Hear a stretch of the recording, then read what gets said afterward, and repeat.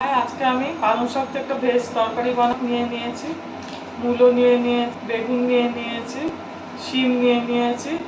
শিমটা আমি কেটে নিয়ে আমি গ্যাস জ্বালিয়ে দিয়েছি, কড়া বসিয়ে দিয়েছি, কড়াতে তেল দিয়ে দেবো। এবার আমি এতে দেখুন শুকনো লঙ্কা নিয়েছি, একটা শুকনো লঙ্কা দিয়ে দেবো, সর্ষে নিয়েছি, একটু সর্ষে ফোড়ন দিয়ে দেবো।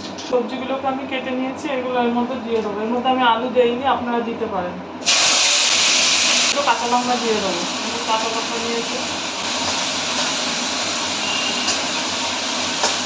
একটু আদা বেটে রেখেছিলাম, আদাটা দিয়ে দেবো। হলুদ নিয়েছি, হলুদ দিয়ে দেবো। জিরে গুঁড়ো, ধনে গুঁড়ো নিয়েছি, ধনে গুঁড়ো দিয়ে দেবো। নুন নিয়েছি, নুন দিয়ে দেবো। গুড় দিয়ে দেবো। এখন আমি ওতে দেওয়ার জন্য একটু মুগ ডাল নিয়েছি, মুগ ডালগুলো আমি একটু ধুয়ে নেবো। মুগ ডালটা আমি ওর মধ্যে দিয়ে দেবো। থালা দিয়ে ঢেকে দেবো। তরকারিটা আমার হয়ে এসছে, এবার আমি নামিয়ে দেবো। সবজিটা আমার বানানো হয়ে গেছে। এইভাবে বাড়িতে বানিয়ে করে খাবেন, ভালো লাগবে। আর আমার চ্যানেলটা লাইক, সাবস্ক্রাইব আর শেয়ার করে দেবেন।